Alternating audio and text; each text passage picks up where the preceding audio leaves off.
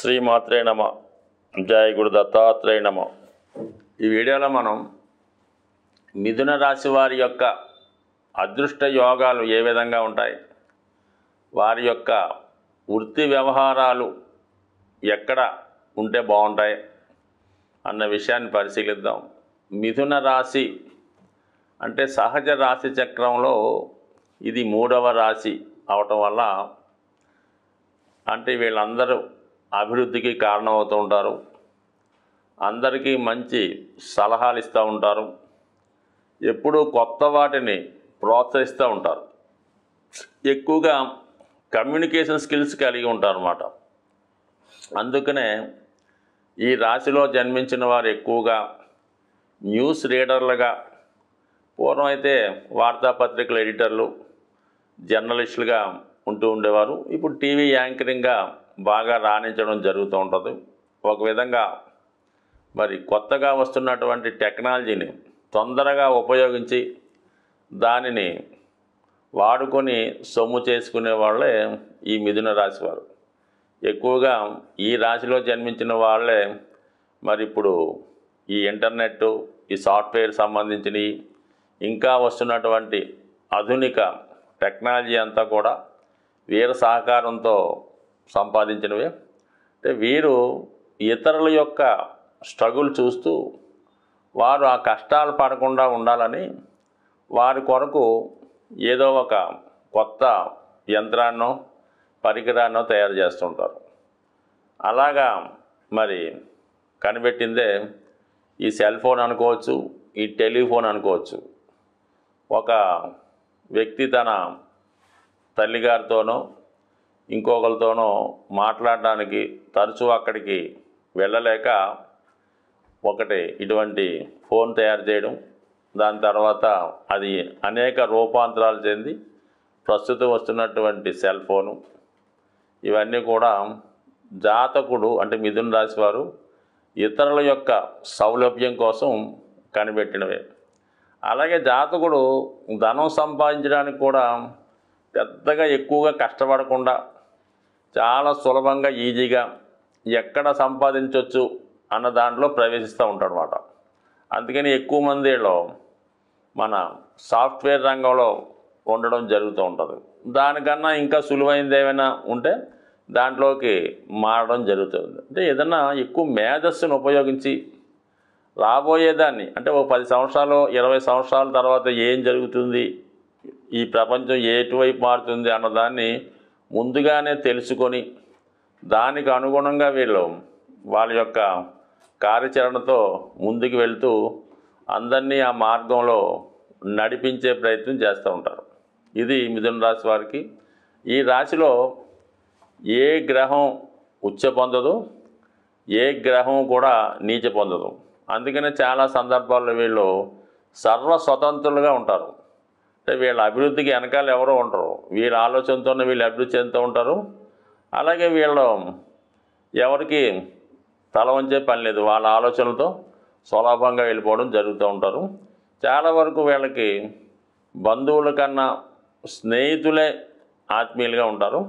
But ఈ రాశి వారికి మెయిన్ ఏంటంటే లాభస్థానం 11వ స్థానం అన్నది స్నేహితులు చెప్తూ ఉంటుంది కాబట్టి అక్కడ రవి ఉచ్చ పొందుతాడు కాబట్టి చాలా మేధావులైనటువంటి మంచి స్థితిలో ఉన్నటువంటి మరి మంచి ప్రభుత్వ సహకారం ఉన్నటువంటి మిత్రులు వీళ్ళకి రావడం జరుగుతూ ఉంటుంది. అంటే మంచి వీళ్ళకన్నా ఎక్కువ హోదా కలిగిన వాళ్ళు ఉంటారు. అలాగే మీనరాశి వీళ్ళకి దశమ స్థానం అయింది. అంటే సహజ వ్యయస్థానం దశమ స్థానం అవడం వల్ల వీళ్ళు ఎక్కడైతే పేరెంట్స్ ఉండి ఎక్కడైతే వీళ్ళు ఇంటర్మీడియట్ డిగ్రీ చదువుతారో ఆ ప్రాంతంలో కాకుండా అదర్ దెన్ బర్త్ ప్లేస్లో ఎక్కువగా విదేశంలో రాణించగలుగుతుంటారు. అది కూడా బాగా డెవలప్ అయినటువంటి కంట్రీలో రాణిస్తారు. ఎక్కువగా యుఎస్ కానీ ఈ కెనడా కానీ వాటిలో రాణించగలుగుతుంటారు. స్వభావసిద్ధంగా మిథున రాశి వారు 99% మన భారతదేశంలో అయితే బెంగళూరు లాంటి సిటీలో బాగా రాణించగలుగుతూ ఉంటారు.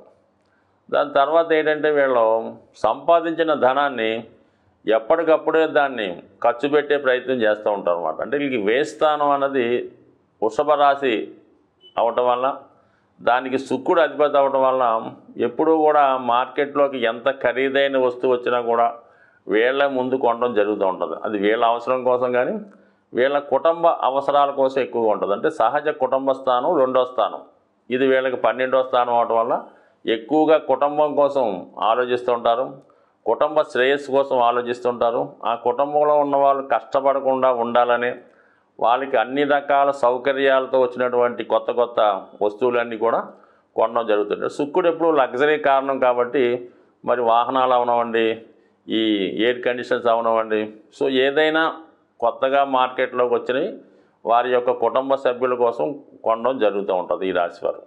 అలాగే వీళ్ళకి కుటుంబ స్థానం ధనస్థానం కర్కాటక రాశి అవ్వడం కూడా వీళ్ళు కుటుంబానికి దూరంగా ఉంటూ మంచి ఖరీదైనటువంటి ప్రాంతంలో హ్యాపీగా రాణించగలుగుతూ ఉంటారు. సో ఈ విధంగా ఈ రాశివారి యొక్క జీవన విధానం సాగుతూ ఉంటుంది. అంటే ముఖ్యంగా ఏంటంటే వీళ్ళ యొక్క ఉద్యోగానికి అలాగే వీళ్ళ యొక్క వివాహ జీవితానికి కనెక్ట్ అయి ఉంటుంది అన్నమాట. సప్తమం దశమం రెండు కూడా గురువు అవటం వల్ల ఒక విధంగా బుధుడు ఏదైనా విషయాన్ని గ్రహించేవాడు, గురువు ఒక జ్ఞానాన్ని ఇచ్చేవాడు. అందువల్ల ఏంటంటే వీళ్ళు ఎప్పుడు కూడా వీళ్ళ చదువుకి మించిన ఉద్యోగాన్ని చేస్తూ ఉంటారు. చాలా వరకు వీళ్ళు కొంతవరకు ఉన్నత స్థాయిలో ఉన్నత కుటుంబంలో బాగా చదువుకొని కానీ మంచి హోదా కలిగిన కుటుంబం నుంచి భార్య రావడం జరుగుతూ ఉంటుంది. అందువల్ల బిఫోర్ మ్యారేజ్ కన్నా ఆఫ్టర్ మ్యారేజ్ వీళ్ళకి ఉద్యోగపరంగా అనుకూలంగా ఉంటుంది, వివాహపరంగా అనుకూలంగా ఉంటుంది. అంటే ముఖ్యంగా పంచమ స్థానం తులారాశి అవ్వటం వల్ల, అది శని యొక్క ఉచ్చరాశి అవ్వటం వల్ల వీళ్ళ యొక్క సంతానం కలిగిన తర్వాత కూడా వీళ్ళకి భాగ్యోదయం అవుతుంది, అదృష్టం కలిసి వచ్చే అవకాశం ఉంటుంది. ఎక్కువ సౌకర్యాలు సంతానం కలిగిన తర్వాత వీళ్ళ టాలెంట్కి గుర్తింపు వస్తుంది, జీవితంలో బాగా నిలదొక్కుంటూ ఉంటారు. అంటే వీళ్ళు ఎప్పుడూ కూడా వీళ్ళ యొక్క బ్రెయిన్ 24 గంటలు పనిచేస్తూ ఉంటుంది, నిద్రలో కూడా ఏదో ఆలోచిస్తూ ఉంటారు. సాధ్యమైనంత వరకు వాళ్ళ టాలెంట్ను ఉపయోగించి ఈ విధంగా వ్యాపారపరంగా ధనం సంపాదించడం మంచిది. అలాగే ఉద్యోగం చేసుకోవడం చాలా వరకు అనుకూలిస్తూ ఉంటుంది. కానీ సాధారణంగా స్పెక్యులేషన్ లాంటివి, ఈజీ మనీ లాంటిది, జోదం అంటే ఏదైనా ఈజీ మనీ లాంటి వాటి జోలికి వెళ్తే మాత్రం ఖచ్చితంగా నష్టపోయే అవకాశం ఉంది. ఎంటర్టైన్మెంట్ రంగంలో బాగా రాణించగలిగే అవకాశం ఉంటుంది. బట్ ఏదైనా ఈ రాశివారు మేధస్సుతో ఉపయోగించేవి కొత్త విషయాలు కనుక్కొని దాన్ని స్కిల్స్ని దాని యొక్క రైట్స్ని అమ్ముకోవడం వల్ల బాగా తొందరగా రాణించగలుగుతూ ఉంటారు. అలాగే ఏంటంటే ఇప్పుడు వస్తున్నటువంటి ఆన్లైన్ మార్కెట్ కూడా ఈ మిథున రాశి వారి యొక్క సృష్టి. అది ఇప్పుడు అమెజాన్ అవ్వండి, పెద్ద పెద్ద వ్యాపార సంస్థలు ఈ ఆన్లైన్ ద్వారా జరుగుతున్నటువంటి అన్ని రకాల వ్యాపారాలకు కూడా ఈ మిథున రాశి వారే కారణమవుతుంటారు. అటువంటి సంస్థల్ని స్థాపించి, అంటే ఓలా అవ్వచ్చు, జొమాటో అవ్వచ్చు, ఏదన్నా అవనవండి, ఫోన్ ద్వారా మనం చేయగలిగే ప్రతి ఇలా మార్కెటింగ్ కానీ బిజినెస్ కానీ కేవలం మిథున రాశి వారు సృష్టించినవి. ఒక విధంగా వాళ్ళ యొక్క ఊహలు, వాళ్ళ యొక్క ఆలోచనలే దీనికి కారణమైంది.